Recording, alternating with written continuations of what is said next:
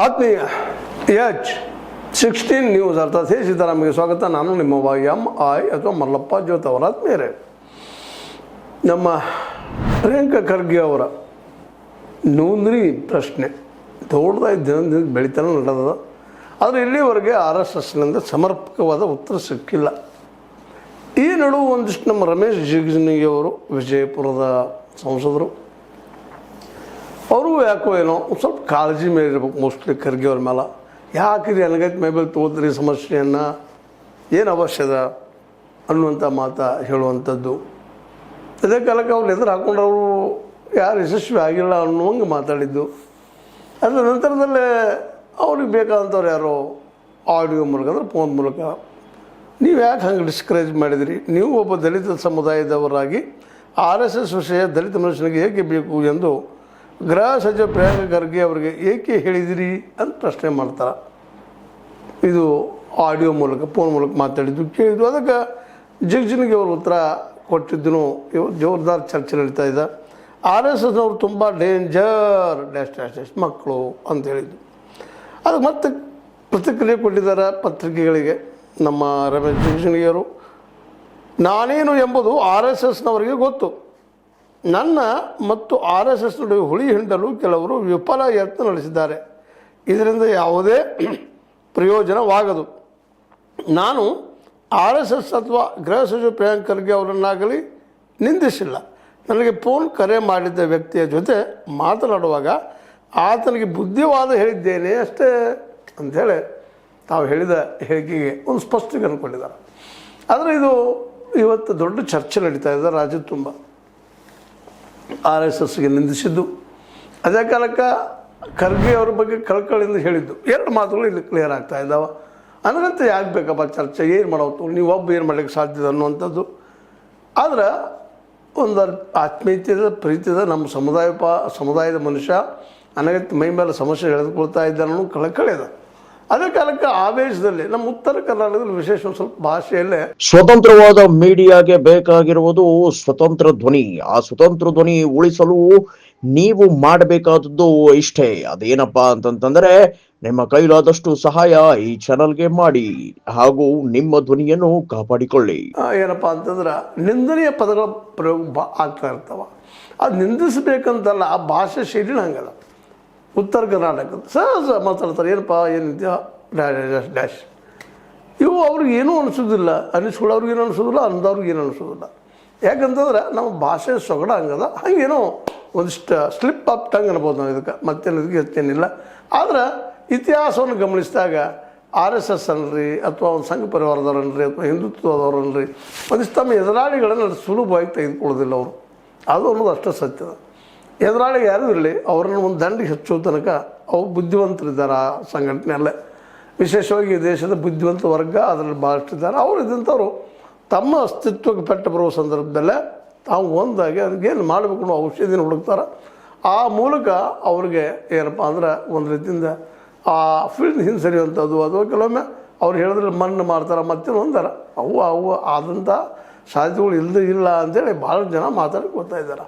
ಅದಕ್ಕಾಗಿ ಇವತ್ತು ಖರ್ಗೆ ಅವರು ಈ ಸಮಸ್ಯೆಯನ್ನು ಮೈಮೇಲೆ ಹೇಳ್ಕೊಂಡ್ರು ಅಂತೇಳಿ ನೋಂದಣಿ ಕೇಳೋ ಪರಿಸ್ಥಿತಿ ಪ್ರಶ್ನೆ ಏನು ಅವಶ್ಯಕತೆ ಇವರಿಗೆ ಅನ್ನುವಂಥದ್ದು. ಯಾಕಂದ್ರೆ ಯಾರೂ ಕೇಳಿದಾಗ ನೀವು ಯಾಕೆ ಕೇಳ್ತೀರಿ ಅನ್ನುವಂಥ ಭಾವ ಭಾಳಷ್ಟು ಜನರಲ್ಲಿದೆ. ಇಲ್ಲಂತಲ್ಲ, ಸಹಜದ ಇವತ್ತು ನಮ್ಮಲ್ಲಿ ಏನಾಗ್ಯದಪ್ಪ ಅಂತಂದ್ರೆ ಇವತ್ತು ಚಳವಳಿ ಮಾಡೋದಾಗಲಿ ಮತ್ತೇನಾಗಲಿ ಒಂದು ಪ್ರಶ್ನೆ ಮಾಡೋದಾಗಲಿ ಬೆಳೆದಿತ್ತವ್ರು ಪ್ರಶ್ನೆ ಮಾಡೋಕೆ ಹೋಗಿ ನಾವು ಯಾಕಪ್ಪ ತೊಂದರೆ ಹೇಳ್ಕೊಳ್ಳುವಂಥ ಮನೋಭಾವ ಆಗಲಿ. ಹೀಗಾಗಿ ಇಲ್ಲಿ ಭಾಳಷ್ಟು ವಿಚಾರಗಳು ಪ್ರಶ್ನೆ ಮಾಡಲಾರ್ದು ಹೋಗಿದ್ದಕ್ಕಾಗಿ ಈ ದೇಶದಲ್ಲಿ ಏನಾಗ್ಲಿಕ್ಕತ್ತದಪ್ಪ ಅಂದ್ರೆ ಅಪರಾಧ ಅದು ಅಪರಾಧ ಅಲ್ಲ, ಅದು ಸಹಜ ಕ್ರಿಯೆ ಅನ್ನುವಂಗಾಗಿ ಹೋಗ್ಬಿಟ್ಟದ. ಅದು ನಡೀತದಪ್ಪ, ನಡೆಯೋದು ಏನು ಮಾಡ್ಲಿಕ್ಕೆ ಸಾಧ್ಯ ಇಲ್ಲ ಅನ್ನುವಂಥದ್ದು ನಿರ್ವೀರ್ಯತನ ಅನ್ರಿ ಅಥವಾ ಅದು ಯಾಕೆ ಬೇಕಪ್ಪ ನಮ್ಗೆ ಅನ್ನುವಂಥ ನಿಷ್ಕಾಳಜಿ ಅನ್ರಿ. ಇದು ಇವತ್ತು ಭಾಳಷ್ಟು ಬೆಳೆದ. ಅದರಲ್ಲೂ ಮಿಡಲ್ ಕ್ಲಾಸ್ ಜನರಲ್ಲಿ ಇದು ಭಾಳ ಇರ್ತದೆ. ಮಧ್ಯಮ ವರ್ಗೀಯ ಜನರಲ್ಲಿ ಹೌದಪ್ಪ ಯಾಕೆ ಬೇಕು, ಏನು ಕಾರಣ ಬೇಕು, ನಮ್ಮಷ್ಟು ನಾವು ಆರಾಮದಿವರೆಗೆ ಸಾಕು ಅನ್ನುವಂಥ ಪ್ರಶ್ನೆ. ಹೀಗಾಗಿ ಅನೇಕ ಸಮಸ್ಯೆಗಳಿಗೆ ಇದೇ ಒಂದು ಕಾರಣ ಆಗಿದೆ ಅಂತ. ಇವತ್ತು ಭ್ರಷ್ಟಾಚಾರ ರೀತಿಯಾಗಿ ಬೆಳೆದ ಕಾರಣ, ಇವತ್ತು ಅಪರಾಧೀಕರಣ ರಾಜಕೀಯದಲ್ಲಿ ಹೆಚ್ಚಾಗೋದು ಕಾರಣ ಇವೆಲ್ಲನೂ. ಯಾಕಂತಂದರೆ ನಾವು ಪ್ರಶ್ನೆ ಮಾಡೋದು ಬಿಡ್ತಾಯಿದ್ವಿ. ಯಾರು ಬುದ್ಧಿವಂತ ವರ್ಗದ ನಾವು ತಿಳ್ಕೊಂಡಿದ್ವಿ. ಈ ಒಂದು ಬುದ್ಧಿವಂತ ವರ್ಗ ಮಿಡಲ್ ಕ್ಲಾಸಲ್ಲಿದ್ದಾರೆ, ಇವ್ರಿಗೆ ಪ್ರಶ್ನೆ ಮಾಡೋದು ಬೇಡಪ್ಪ, ನಾವು ಆರಾಮಿದ್ರೆ ಸಾಕು, ಊರು ಸರ್ ನಮ್ಗೆ ಯಾಕ್ರಿ ಅನ್ನುವಂಥ ಮಾತು. ಲೋಕದ ಡೊಂಕವ ನೀವೇಕಿದ್ದಿದ್ವಿ ನಿಮ್ಮ ತನುವ ಮನವ ಸಂತೈಸಿಕೊಳ್ಳಿ ಅಕ್ಕಮಹಾದೇವರು ಹೇಳಿದ ಮಾತನ್ನು ಹಿಂಗೆ ಅಪ್ಲೈ ಮಾಡುವಂಥ ಜನನೂ ಭಾಳ ಆಗಿದ್ದಾರೆ. ಆ ದಿಶೆಯಲ್ಲೇ ರಮೇಶ್ ಜಿಗಜಿಣಗಿ ಅವರು ಹೇಳಿದ್ದು ಯೋಗ್ಯನೂ ಅದು ಇಲ್ಲ ಅಂತಲ್ಲ. ಆದ್ರೆ ಇಲ್ಲಿ ಪ್ರಿಯಾಂಕಾ ಖರ್ಗೆ ಅವ್ರನ್ನ ಆ ದೃಷ್ಟಿಗಳು ನೋಡುವಂಥದ್ದು ಇವತ್ತು ಸರಿನಾ ಅನ್ನುವಂಥದ್ದು ಮಾತು. ಯಾಕಂದ್ರೆ ಒಬ್ಬರಾದರೂ ಯಾರು ಪ್ರತಿಭಟನೆ ಮಾಡ್ಬೇಕಲ್ಲ, ಇಲ್ಲೇ ಇಲ್ಲಾಂದ್ರೆ ವ್ಯವಸ್ಥೆ ಅಧ್ವಾನ ಆಗೋದು ಹೋಗ್ತದೆ. ಇಲ್ಲಿ ಅಧ್ವಾನಗಳನ್ನಪ್ಪ ಹೌದು ವ್ಯವಸ್ಥೆ ಅನ್ನೋಂಗೆ ಆಗಿರ್ತದೆ. ಇವತ್ತು ವ್ಯವಸ್ಥೆ ಹೆಂಗಾಗ್ಯದಪ್ಪ ಅಂದ್ರೆ ಇವತ್ತು ನೀವು ನೋಡಿದ್ರಿ ಶಿಕ್ಷಣದಲ್ಲೇ ಹೌದು ರೀ, ಖಾಸಗೀಕರಣ ಆಗ್ಯದ. ದುಡ್ಡು ಕೊಟ್ಟಾಗ ಪಾಸ್ ಮಾಡ್ತಾರೆ, ದುಡ್ಡು ಕೊಟ್ಟಾಗ ನೌಕರಿ ಸಿಗ್ತದೆ, ಎಲ್ಲರೂ ಕಾಮನ್ ಆಗಿಬಿಟ್ಟದ್ರಿ ಇವತ್ತು. ಅದಕ್ಕೆ ದುಡ್ಡು ಕೊಡೋದೇನು ಅಪರಾಧ ಅಲ್ಲ, ಭ್ರಷ್ಟಾಚಾರ ಅದೊಂದು ಆಚಾರ ಅಷ್ಟೇ, ಒಳ್ಳೆಯ ಆಚಾರ ಅನ್ನುವಷ್ಟು ಮಟ್ಟಿಗೆ.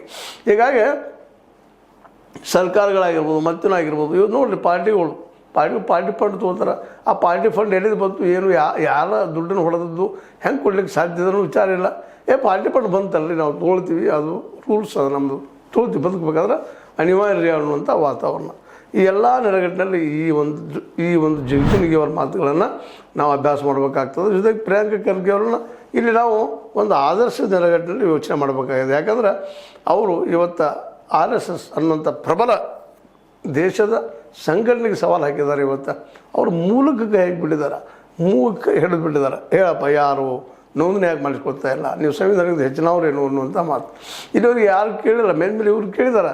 ಇದಕ್ಕೆ ಅವರಲ್ಲಿ ಒಂದು ಧೈರ್ಯ ಅದ. ಒಂದು ಏನಪ್ಪ ಅಂದ್ರೆ ಇವತ್ತು ಈ ದೇಶದ ಅತ್ಯಂತ ಏನಪ್ಪ ಅಂತಂದ್ರೆ ಒಂದು ಮೀಸಲಾತಿ ದೃಷ್ಟಿ ಇಟ್ಕೊಂಡಿರ್ಬೋದು ಮತ್ತಿನಿರ್ಬೋದು ಅಂಬೇಡ್ಕರ್ ಅವರ ಒಂದು ಏನೋ ನಿರಂತರ ಹೋರಾಟದಿಂದಾಗಿ ಅವರಲ್ಲಿ ಒಂದು ಏನಪ್ಪ ಅಂತಂದ್ರೆ ಆತ್ಮವಿಶ್ವಾಸ ಬೆಳೀತಾ ಇದೆ. ಭಾಳ ಜನರಲ್ಲ, ಕೆಲವು ಜನರಲ್ಲಿ ಅವರ ಆತ್ಮವಿಶ್ವಾಸದಂತ ಅವರು ಖರ್ಗೆ ಅವರು ಒಂದು ಧೈರ್ಯ ಮಾಡಿದ್ದಾರೆ. ಜೊತೆಗೆ ಕಾಂಗ್ರೆಸ್ಸಿನ ಇದಕ್ಕೆ ಇವತ್ತಿನ ರಾಹುಲ್ ಕಾಂಗ್ರೆಸ್ಸಿನ ಪ್ರೋತ್ಸಾಹನೂ ಅದ ಅದಕ್ಕೆ. ಯಾಕಂತಂದ್ರೆ ಯಾರಾದರೂ ಒಬ್ಬರು ಇನಿಷಿಯೇಟ್ ಮಾಡ್ಬೇಕಲ್ರಿ ಹೋರಾಟಕ್ಕೆ. ಆ ದಿಶೆಯಲ್ಲಿ ಹೌದಪ್ಪ ನೀವು ಮಾಡಿರಿ, ನಿಮಗೇನು ಸಂಘಟನೆ ಮಾಡ್ಕೊಂಡಿದ್ದಿಲ್ಲ, ನಾವು ಹೋಗ್ರಿ ಕೇಳ್ರಿ ಸಂಘಟನೆ ಮಾಡಿರಿ. ಹಾಗಾದ್ರೆ ನಿಮ್ಮ ದುಡ್ಡಿನ ಮೂಲ ಯಾವುದು? ಉಳಿದವ್ರದ್ದೆಲ್ಲ ಕೇಳ್ತೀರಿ ನೀವು, ಕ್ರಿಶ್ಚಿಯನ್ದು ಕೇಳ್ತೀರಿ, ಮುಸಲ್ಮಾನ್ರಿಗೆ ಕೇಳ್ತೀರಿ, ಮತ್ತೊಂದು ಕೇಳ್ತೀರಿ. ಕೇಳೋದೇನು ತಪ್ಪಲ್ಲ, ಕೇಳಲೇಬೇಕು ಅದನ್ನು. ಅದೇ ಕಾಲಕ್ಕೆ ನಿಮ್ಮದು ಹೇಳಿರಲ್ಲ ಅನ್ನುವಂಥ ಒಂದು ಸಹಜ ಮಾತದಲ್ಲ ಇದು ಭಾಳ ಗಂಭೀರ ಮಾತಾಗ್ಯದ. ಅದಕ್ಕೆ ಇವತ್ತು ನಾವು ಎಲ್ಲನೂ ಕೇವಲ ಬರೀ ಅವರು ಮಣ್ಣು ಪಾಲು ಮಾಡ್ತಾರೋ ಮತ್ತೇನೋ ಮಾಡ್ತಾರೋ ಅನ್ನೋ ಭಯದಿಂದ ಹೋಗಿಂತಲೂ ಅವರಿಗೂ ಸಹಿತ ಇವತ್ತೊಂದು ಅವಕಾಶ ಉಂಟು. ಯಾಕಂತಂದ್ರೆ ಈ ನೆಪದಲ್ಲಿ ಆದರೂ ಅದು ರಿಜಿಸ್ಟ್ರೇಷನ್ ಆಗಿ ವ್ಯವಹಾರಗಳು ಕ್ಲಿಯರ್ ಕಟ್ಟಾಗಿ ಆಯ್ತಪ್ಪ ಅಂತಂದ್ರೆ ರಾಮ ಮಂದಿರದಲ್ಲಿ ಆದಂತಹ ಘಟನೆಗಳು ಆಗಲಿಕ್ಕಿಲ್ಲ ಅಂತ ನೋಡಿ. ಎಲ್ಲ ರಿಜಿಸ್ಟ್ರೇಷನ್ ಐತಿ, ರಾಮನ ಅದೇನು ಟ್ರಸ್ಟು, ಇದು ರಾಮ ಜನ್ಮಭೂಮಿ ತೀರ್ಥ ಟ್ರಸ್ಟ್ ಎಲ್ಲ ಇದ್ರೂ ಸಹಿತ ಅಲ್ಲಿ ಅವು ವ್ಯವಹಾರಗಳು ಆಗಿದ್ದು ಈಗ ಒಂದೊಂದಾಗಿ ಹೊರಗೆ ಬರ್ತಾ ಇದ್ದಾವೆ. ಎಲ್ಲ ಇದ್ದದು. ಮತ್ತು ಇಲ್ಲಿ RSSಗೆ ಇನ್ನೂ ಇಲ್ಲ, ನೋಂದಣಿ ಇಲ್ಲ, ರೆಕಾರ್ಡು ಇಲ್ಲ, ಎಲ್ಲಿ ಎಷ್ಟು ದುಡ್ಡು ಬಂತು ಗೊತ್ತಿಲ್ಲ, ಎಷ್ಟು ಹೋದಂತೂ ಗೊತ್ತಿಲ್ಲ, ಆವಾಗ ಏನೂ ಇಲ್ಲ. ಹಿಂಗಂದಾಗ ಸಹಜವಾಗಿ ಅಲ್ಲಿ ಅಪರಾಧಿ ಕೆಲಸಗಳು ದುಡ್ಡಿನ ವ್ಯವಹಾರಗಳು ಭಾಳಷ್ಟು ಆಗ್ತಾವೆ ಅನ್ನೋದು ಒಂದಿಷ್ಟು ಏನಪ್ಪ ಅಂದ್ರೆ ಅನುಭವಗಳಿಂದ ಕಂಡುಕೊಂಡಂಥ ಸತ್ಯಗಳಾಗಿದ್ದಾವೆ. ಆ ದಿಶೆಯಲ್ಲಿ ಖರ್ಗೆ ಅವ್ರು ಕೇಳಿದ್ದು ಸರಿ ಅದ. ಅದನ್ನು ಏನಪ್ಪ ಅಂತಂದ್ರೆ ಒಪ್ಕೊಂಡು ಅದಕ್ಕೆ ರಿಜಿಸ್ಟ್ರೇಷನ್ ಮಾಡಿರಲಿಲ್ಲ, ಅದನ್ನು ಮಾಡಿಸ್ಕೊಳ್ರಿ ಅಂತ ತಪ್ಪದ. ರೆಕಾರ್ಡ್ಗಳು ನಿಮಗೂ ಒಳ್ಳೇದಲ್ವ, ಅದು ಎಷ್ಟು ದುಡ್ಡು ಬಂತು ಏನು ಹೋತು ಅನ್ನೋದು ಕೇಳೋದಕ್ಕೆ ಹಕ್ಕ ಆಗ್ತದೆ. ಇಲ್ಲಾಂದ್ರೆ ಈ ನಡಕ್ಕೆ ಎಲ್ಲ ಇದ್ದು ಇವತ್ತು ನೋಡಿರಿ ಟ್ರಸ್ಟ್ ಅದ, ಎಲ್ಲನೂ ಅದ. ಈ ರಾಮ ಮಂದಿರ ಟ್ರಸ್ಟದ ವಿಷಯದಲ್ಲಿ ಯಾವ ರೀತಿಯಾಗಿ ಅಲ್ಲಿ ಅವು ವ್ಯವಹಾರ ಆಗಿದಾವೆ ಅನ್ನೋದನ್ನು ಗಮನದಲ್ಲಿಟ್ಕೊಂಡು ಇವತ್ತು RSSಗೂ, ಯಾಕಂದರೆ ಇವತ್ತು ಈ ದೇಶದ ಒಂದು ದೊಡ್ಡ ಸಂಘಟನೆ ಅದು, ಅದ್ರ ಮೇಲೆ ದುಡ್ಡು ಹೊಡುವಂಥ ಜನನೂ ಸಾಕಷ್ಟಿದ್ದಾರೆ. ಈ ನೆಲೆಗಟ್ಟಿನಲ್ಲೇ ರಿಜಿಸ್ಟ್ರೇಷನ್ ಮಾಡೋದು ಒಳ್ಳೆಯದು. ಜೊತೆಗೆ ಜಿಗಜಿಣಗಿ ಅವರಂಗೆ ಹಂಚ್ಕೋತ ಹೋಗೋದ್ರಲ್ಲಿ ಏನು ಅರ್ಥ ಇಲ್ಲ. ಮತ್ತು ಖರ್ಗೆ ಅವ್ರಿಗೆ ತಪ್ಪು ಕೇಳಿಲ್ಲ. ಇದೊಂದು ರೀತಿಯಿಂದ RSSಗೂ ಹೆಲ್ಪ್ ಆಗುವಂಥ ವಿಷಯ. ಯಾಕಂತಂದ್ರೆ ಅವರಲ್ಲಿ ಅವು ವ್ಯವಹಾರಗಳು ಮಾಡಿದವರು ಸುಮ್ಮನೆ ತಪ್ಪಿಸ್ಕೊಂಡು ಹೋಗೋದು ಸಾಧ್ಯಗಳು ಹೆಚ್ಚಾಗಿದ್ದಾವೆ. ಅಟ್ಲೀಸ್ಟ್ ಮಾಡಿದ್ರೆ ಅವ್ರು ಸಿಗಬೋದೇನೋ ಅಲ್ವಾ. ಕೇವಲ ನಾವು ಟೀಕೆ ಮಾಡೋಕ್ಕಿಂತಲೂ ಅದ್ರ ಒಳಗಿನ ಮರ್ಮ ಸತ್ಯ ಅಂತ ತಿಳ್ಕೊಂಡು ಎಲ್ಲರಿಗೂ ಒಳ್ಳೆಯದನ್ನು ಖರ್ಗೆ ಅವರು ಒಳ್ಳೆಯ ಪ್ರಶ್ನೆ ಮಾಡಿದ್ದಾರೆ. ಅದನ್ನ ಇಟ್ಕೊಂಡು ಈಗ RSS ತನ್ನ ನಿಲುವುಗಳನ್ನು ವಿಚಾರಗಳನ್ನು ಬದಲಾಯಿಸ್ಕೊಂಡು ಇದು ಸರಿ ಅದಪ್ಪ, ಮತ್ತು ಎಲ್ಲರೂ ಸಂವಿಧಾನಕ್ಕೆ ಬದ್ಧ. ಒಂದು ಕಾಲಕ್ಕೇನೋ ಅದ RSS ಮೇಲೆ ಟೀಕೆ ಮಾಡ್ತೀವಿ ನಾವು, ಇಲ್ಲಂತಲ್ಲ ಇಲ್ಲ ಸಂವಿಧಾನಕ್ಕೆ ಬದ್ದಿಲ್ಲ ಅಂತ ಅವ್ರು ಹೇಳ್ಕೊಂಡಿದ್ದರು, ಸಂವಿಧಾನ ಒಪ್ಪಿರಲಿಲ್ಲ ಅಂತ ಒಪ್ಕೊಳ್ತೀವಿ. ಅದರಿಂದ ಒಪ್ಕೊಂಡಿದ್ದಾರಲ್ರಿ, ನಾವು ಸಂವಿಧಾನ ಬಿಟ್ಟು ಇಲ್ಲ ಅಂತ ಅವ್ರು ಹೇಳ್ತಾ ಇದ್ದಾರೆ. ಅದನ್ನ ಹೌದಪ್ಪ ಸಂವಿಧಾನಕ್ಕೆ ಬದ್ಧದಿಂದ ತೋರಿಸುವಂಥ ಕೆಲಸ ಇವತ್ತು RSSಗರು RSSನ ರಿಜಿಸ್ಟ್ರೇಷನ್ ಮಾಡೋ ಮೂಲಕ ಇಡೀ ದೇಶಕ್ಕೆ ತೋರಿಸಲಿ ಅನ್ನೋದು ಭಾಳ ಜನರ ಅಭಿಪ್ರಾಯ. ಇನ್ನು RSS ಬಿಟ್ಟಂಥ ವಿಷಯ. ಯಾಕಂದ್ರೆ ಖರ್ಗೆ ಅವ್ರು ಕೇಳಿದ್ರಲ್ಲಿ ಯಾವುದೂ ತಪ್ಪಿಲ್ಲ, ಸರಿ ಅದ. ಮತ್ತು ರಾಜಕೀಯ ಮಾಡ್ತಾ ಇಲ್ಲ ಅವರು. ನೀವು ಹೇಳ್ರಪ್ಪ ಅಂತ ಕೇಳ್ತಾ ಇದ್ದಾರೆ, ಸತ್ಯ ಉತ್ತರ ಕೊಡೋದು. ಇನ್ನು RSS ಬಿಟ್ಟಿದ್ದು ಮತ್ತು ಜಿಗಜಿಣಗಿ ಅವರು ಹೇಳಿದ್ರಲ್ಲಿ ಅವ್ರು ಪಾಪ ಒಂದು ಇದು ನೀವೇನಂತೀರಿ ಪ್ರೊಟೆಕ್ಟಿಂಗ್ ರಾಜಕಾರಣ ಮಾಡಿದವರು, ಸಂರಕ್ಷಣಾತ್ಮಕ ರಾಜಕಾರಣ ಮಾಡಿದವರು. ನಮ್ಗೆ ಯಾಕೆ ಬೇಕ್ರಿ ಊರು ಸಾವಿರ ಎನ್ನುವಂಥ ವ್ಯಕ್ತಿಗಳು ಆ ದಿಶೆಯಲ್ಲಿ ಪಾಪ ಮಾತಾಡಿದ್ರೆ ಅದರಲ್ಲಿ ಮಾತಿನಲ್ಲಿ ಏನೋ ಸಹಜ ಸ್ಲಿಪ್ ಆಫ್ ಟಂಗ್ ಅಂತ ಅನ್ಬೋದು, ಅದನ್ನು ಬಳಸಿದ್ದಾರೆ. ಆದರೂ ತಪ್ಪ ಅದನ್ನು ಒಪ್ಕೊಳ್ಳೋದೇ ಇರೋಕ್ಕೆ ಆಗುವುದಿಲ್ಲ. ಏನೂ ಇರಲಿ, ಖರ್ಗೆ ಅವರು ಈ ಒಂದು ವಿಚಾರ ಕೇಳಿ ದೇಶದಲ್ಲಿ ಒಂದು ಮಾತಿಗೆ ಅಥವಾ ಒಂದು ಚರ್ಚೆಗೆ ಅನುವು ಮಾಡಿಕೊಟ್ಟಿದ್ದು ಮಾತ್ರ ಏನು ಸುಳ್ಳಿಲ್ಲ.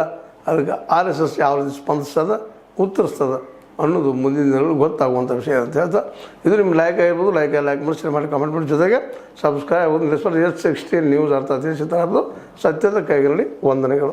ಆತ್ಮೀಯ ಸಾರ್ವಜನಿಕರಲ್ಲಿ H16 ಅರ್ಥಾತ್ ಸೀತಾರಾಮದಿಂದ ಒಂದು ಮನವಿ.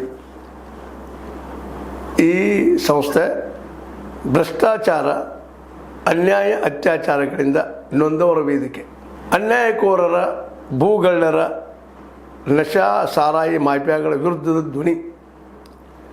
ರೈತರ, ಕೂಲಿಕಾರ, ಕಾರ್ಮಿಕರ, ಬಿದ್ದ ಸಮುದಾಯ ಜನರ ಧ್ವನಿ. ಬೆಂಬಲವಾಗಿ ನಿಂತು ತನುಮನ ಧನದ ಸಹಾಯಕ್ಕೆ ಸಾರ್ವಜನಿಕರಲ್ಲಿ ಕೋರಿಕೆ. ದಾನದ ಸಹಾಯ ನೀಡಿ ಸ್ವಾತಂತ್ರ್ಯ ಪತ್ರಿಕೋದ್ಯಮ ಉಳಿಸಿ ಬೆಳೆಸಿ. ವಂದನೆಗಳು. ತಮ್ಮನ್ನೇ ನಂಬಿರುವ ಮಲ್ಲಪ್ಪ ಇ ಜೋತಾವರ್. ಈ ಕೆಳಗಿನ QR ಸ್ಕ್ಯಾನ್ ಮಾಡಿ ಅಥವಾ ಈ ನಂಬರ್ ಅಂದರೆ 7411402405ಗೆ ಇಲ್ಲ 9686864852ಗೆ ನೀವು ಫೋನ್ಪೇ ಮಾಡಿ, ಪೇಟಿಎಮ್ ಮಾಡಿ ಅಥವಾ ಇನ್ನಾವುದೇ ಮಾಧ್ಯಮದಿಂದ ಗೂಗಲ್ ಮೂಲಕ ಸಹಾಯ ಮಾಡಿ ಈ ಪ್ರಾಮಾಣಿಕ ಪತ್ರಿಕೋದ್ಯಮವನ್ನು ಉಳಿಸಿ ಅಂತ ಮತ್ತೊಮ್ಮೆ ಮನವಿ. ವಂದನೆಗಳು.